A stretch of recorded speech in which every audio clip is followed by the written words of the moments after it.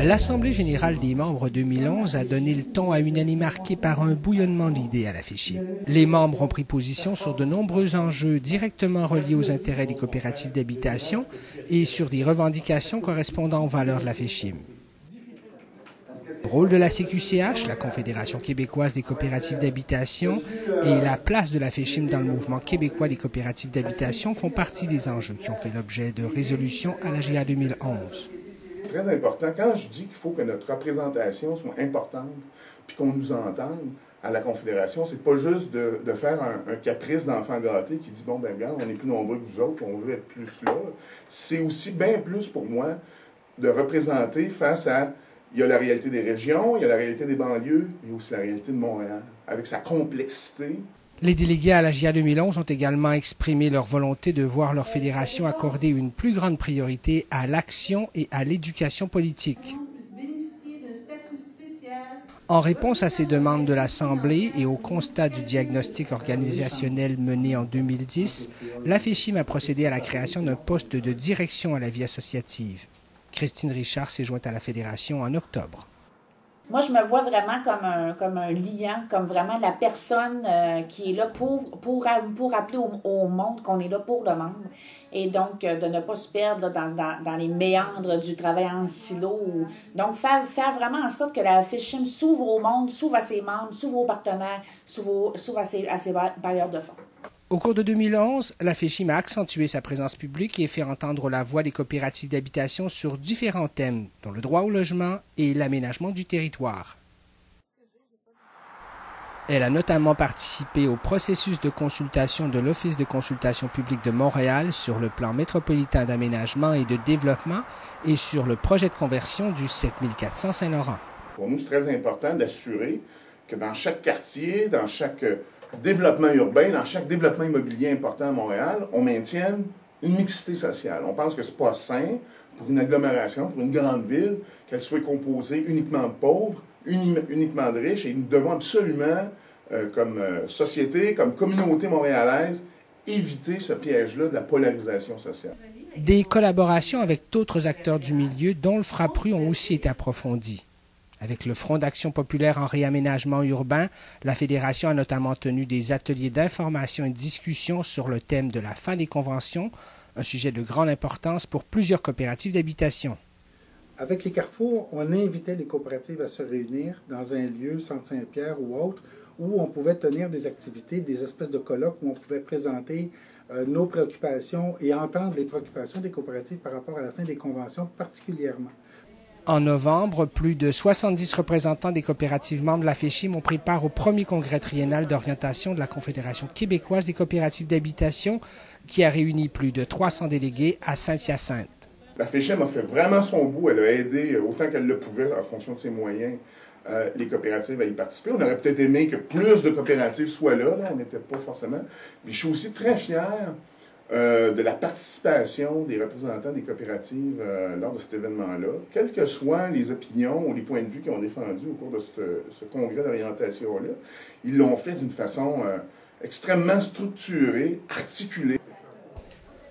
Au conseil d'administration de la FECHIM, l'avenir de la Fédération et des coopératives d'habitation ont donné lieu à des débats intenses au cours des 16 réunions qui se sont tenues en 2011.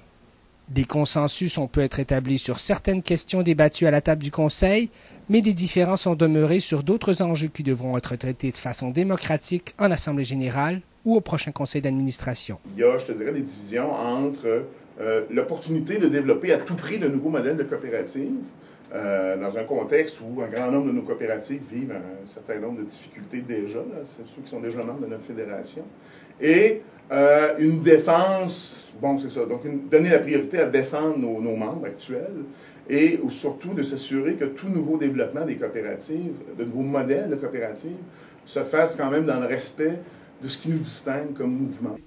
L'application des recommandations du diagnostic organisationnel réalisé en 2010 a aussi marqué 2011.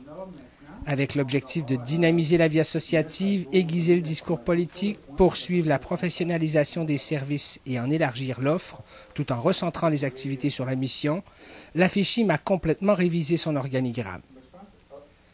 Suivant le nouvel organigramme, 4 secteurs chapeautent dorénavant les activités de la FECHIM. Outre le soutien à la vie associative évoqué plus tôt, le soutien à la planification et aux travaux immobiliers, le soutien à la gestion et le développement constituent ces secteurs d'intervention. C'est qu'à la Fédération, il y a eu comme une mise, les pendules à l'heure. On a mis les pendules à l'heure. Quel type d'organisation sommes-nous? Quelle taille avons-nous? Quel type de structure devons-nous avoir?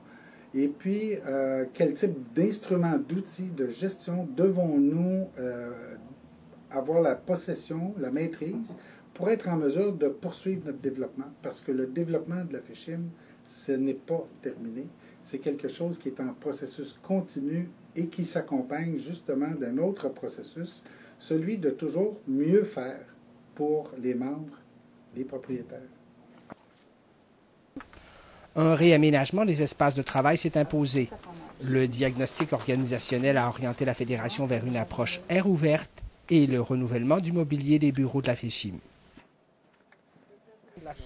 Le renouvellement était aussi une mise en matière de formation dont les activités ont été intégrées au secteur du soutien à la vie associative avec les communications et la gestion de la banque locale de requérants du programme sans but lucratif privé.